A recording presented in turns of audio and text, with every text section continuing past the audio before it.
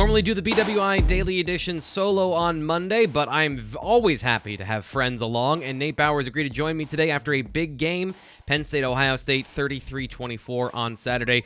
We're going to talk about some of the things that I think are really important coming out of that Ohio State game, which is, to me, a clear and defined offensive identity for the Penn State Nittany Lions. And Nate, it is pretty interesting because I really think Penn State has become exactly what they try to bait other teams into becoming. And this is something you and I have talked about on the defensive philosophy before. So can you explain to people what Penn State is trying to do on the defensive side of the ball to explain what the offense is? Yeah, no, it's about making teams one-dimensional, first and foremost, and making that one-dimensionality passing the ball, right? Their number one priority. PJ Mustafer said it. Everybody says it. Like, this isn't some deep mystery, is to stop the run. They want to stop the run because they feel like if they can stop the run, then that limits the options that an opposing offensive coordinator has, right? Like, you need to come up with, and again, I mean, it's what's happening to Penn State. You need to come up with other avenues to run the ball, which means the quick passing game. Okay, fine. Penn State can live with that. Penn State can live with you completing passes. But the primary objective is don't give up the backbreaker. Don't give up the huge play. And then by stopping the run, force your opponent into second and third and long, obvious passing situations to create opportunities for splash plays. Yep. Right? Sacks, strip fumbles. Like, I mean, I don't want to steal your thunder because you're the one who came up with it, but literally what Ohio State did to Penn State on Saturday night. Yep. That's the whole deal, is keep them out of the end zone, right? Like, keep them out of the end zone, but set up those situations. You can give up a first down. You can give up a 15-yard pass. Yep. Don't give up the backbreaker, and then go from there. Make them drive the football down the field, because most college offenses are not able to put together drives of 9+ plays, 10+ plays. So that was one thing that struck me on Saturday, was that once again, against Iowa, a good defense, and again against Ohio State, a talented defense, Penn State was methodically driving the ball down the field. Multiple drives of 10+ plays. And it's something that I've been kind of thinking about for the whole season. So I went through and I looked at the numbers, and they are surprising for a team that wants to be a quick strike offense. And I kind of set some arbitrary numbers here. So 10+ plays is a long drive. 5 and under is a quick strike drive. So maybe you have to get a first down, but you're setting up yourself for a big play. The splits here are staggering. Penn State, when they want to drive the ball down the field, 18 drives of 10+ plays this year. That's a staggering amount. And they're actually very good at them because of the work that Sean Clifford and Jahan Dotson do in the passing game. They've gotten 10 touchdowns basically on half their drives, a little over. When they want to get the quick strike, 5 or under, they have 13 of those this season, and over half of them, almost 75% of them, have come with fewer than 50 yards, so they were set up by the defense with a short field, and against FCS Villanova.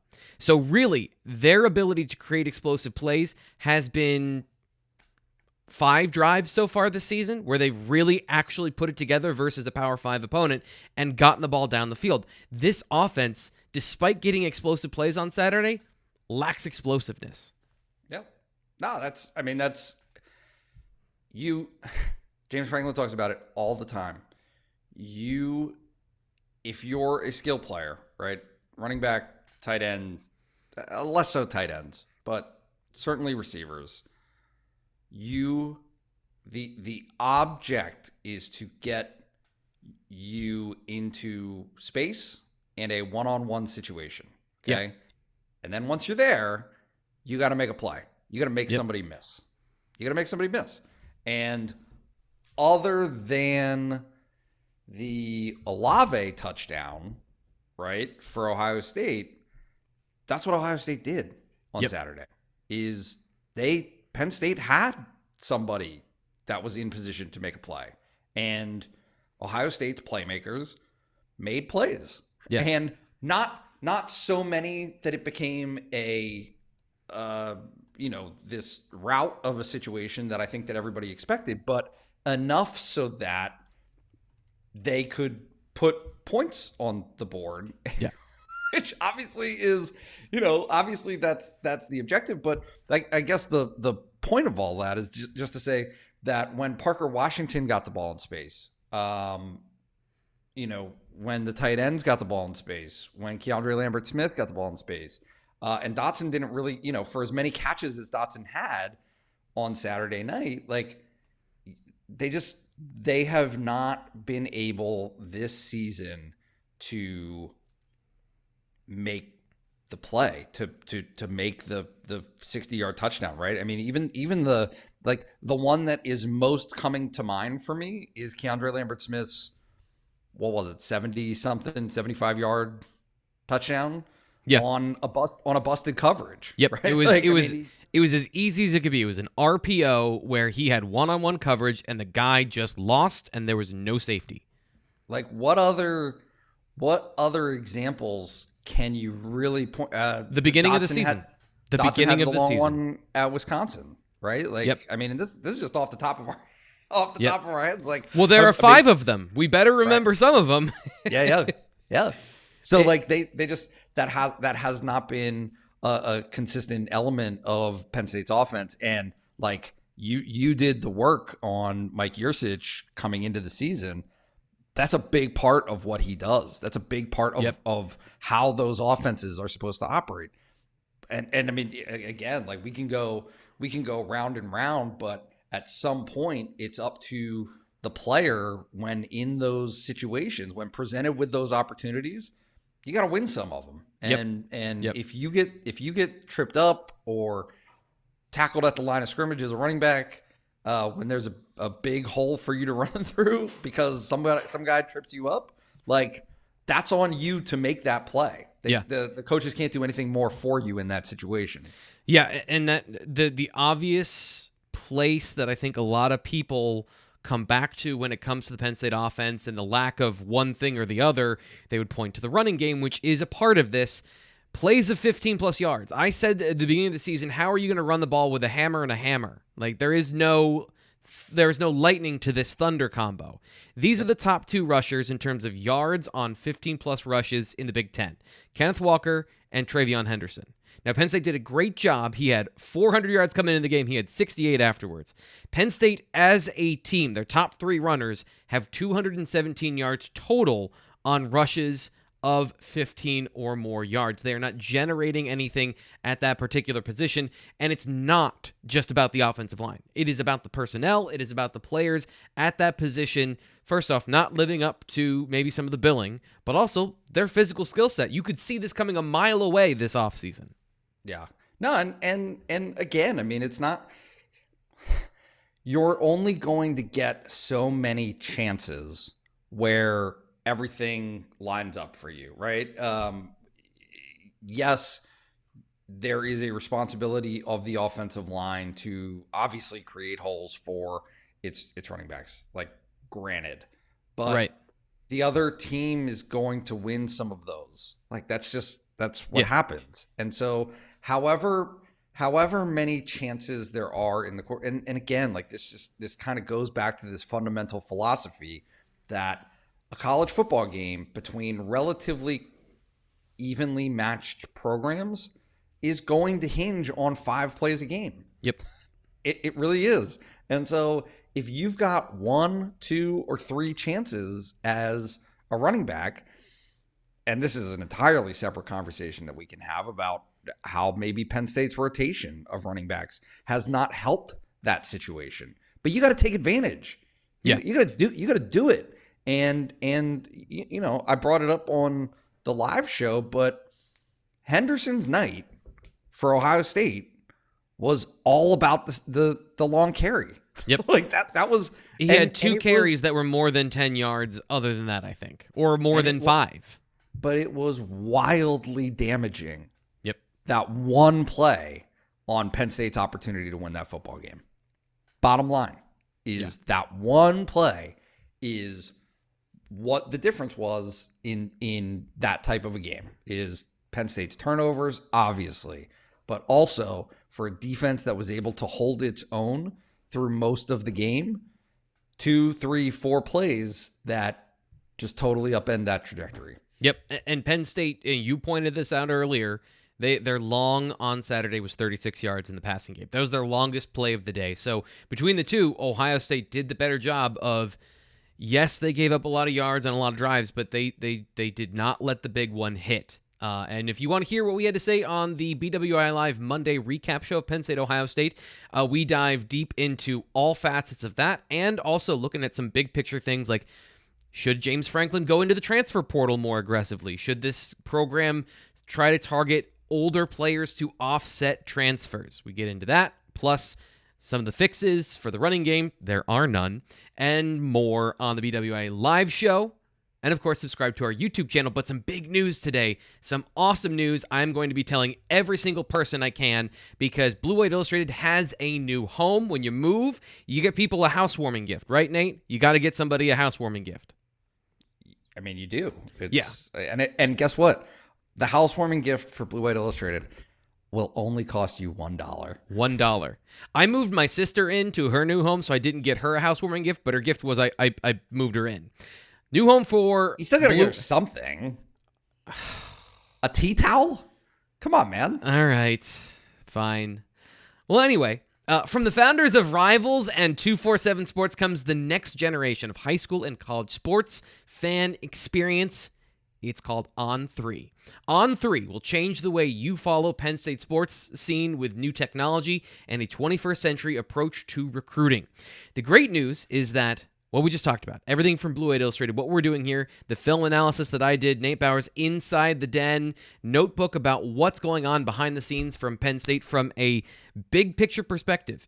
Is the university committed to winning at the way that James Franklin and the fans, most importantly, want that? You can get that information only if you're an insider at On3, and the great news is it's just $1. Sign up in a new place, all the same great content for to On3 for your first year for just $1.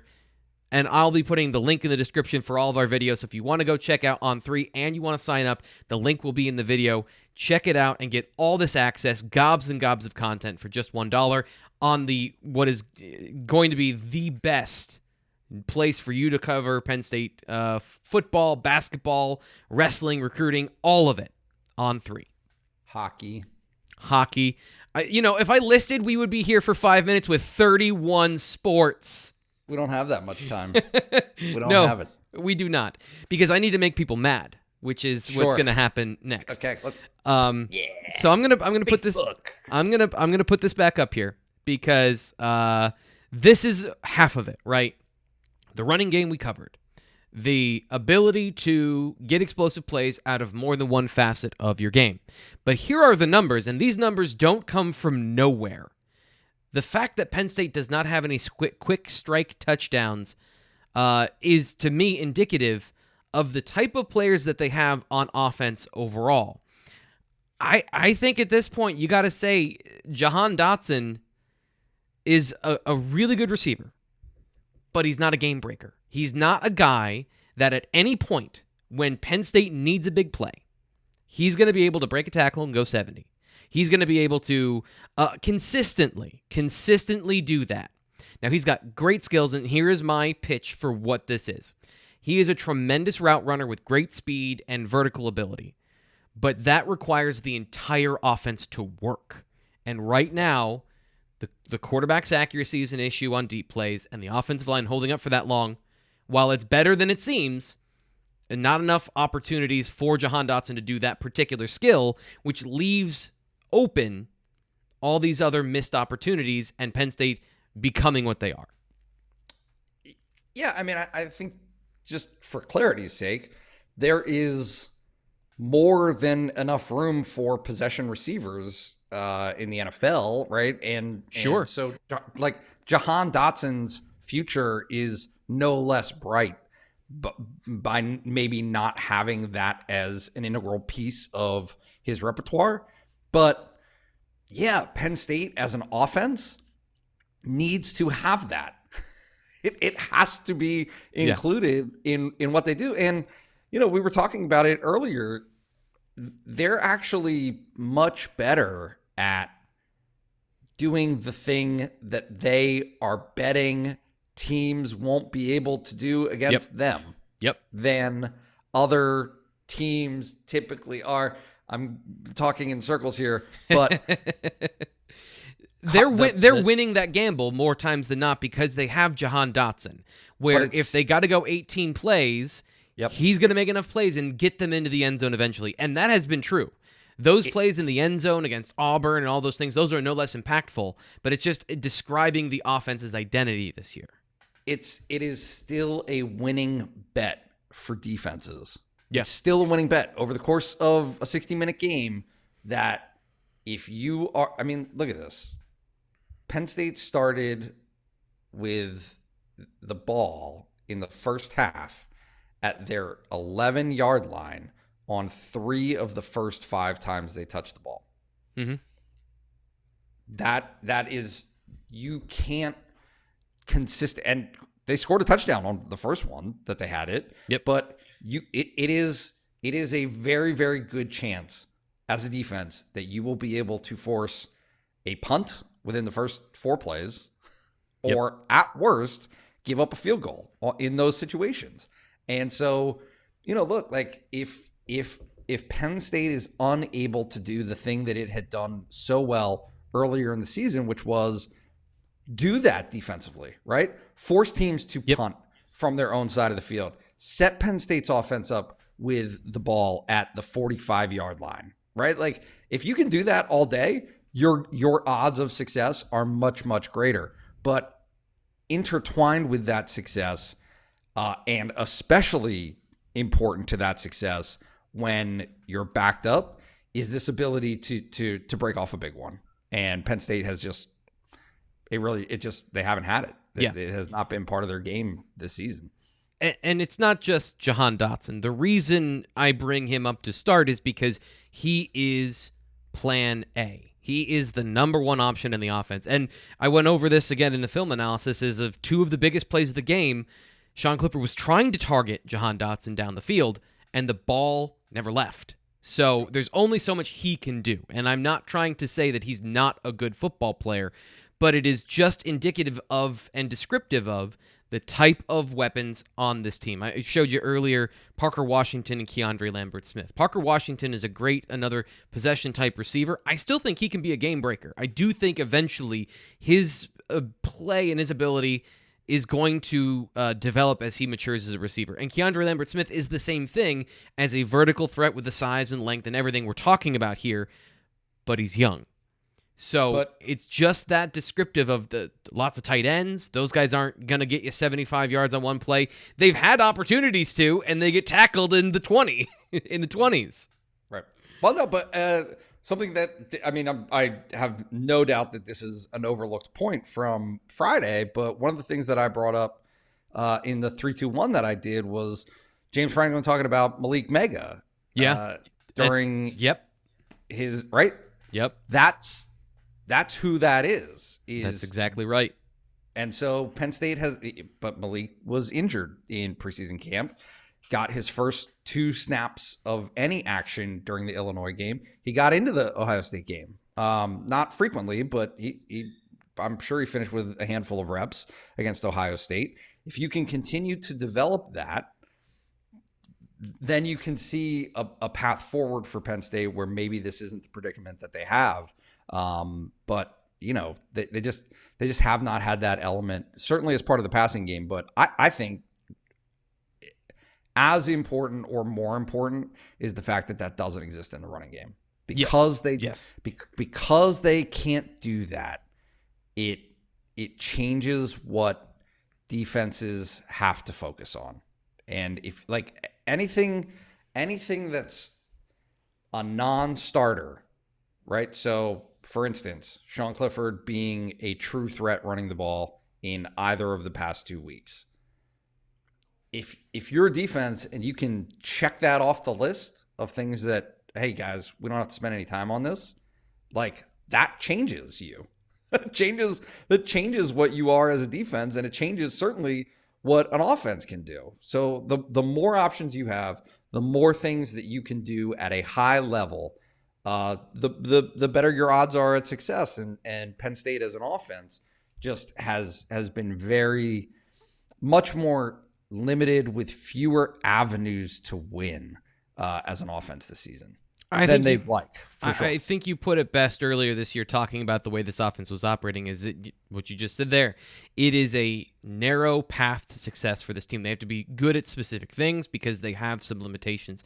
And it worked for the first part of the season, but as you've seen, over time, that gamble has paid off less and less. And to your point, and this is the last thing I'll say about this, is you're right that it's not like Penn State isn't prioritizing speed. It's not like they aren't prioritizing these things or they don't have it.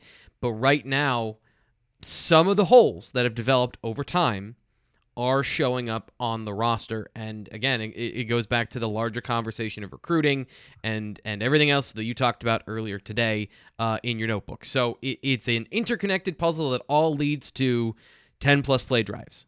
I just think that we it's like, I mean, it repulses me when people bring up the word excuses in relation to talking about top like pieces of the puzzle that aren't able to play. Injuries matter.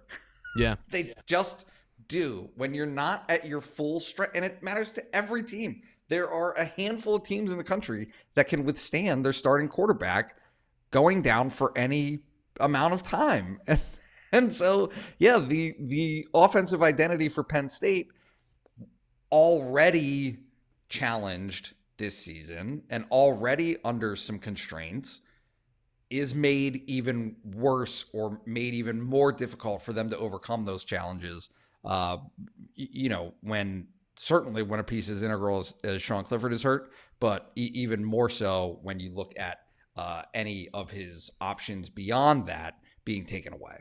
We'll have to see if this offense does evolve going forward, because doing so, I think, is a pretty clear sign that they would be a favorite in most of the games they play the rest of the season. So we'll have to see if that happens. And there's nothing that is going to answer that until they step on the field against Maryland. That's it for the BWI Daily Edition today here. Thanks to Nate Bauer for coming on the show. Thanks, Nate. Thanks so much for having me. What a pleasure. We'll be back again tomorrow. Make sure you subscribe wherever you get your podcasts and check out On3.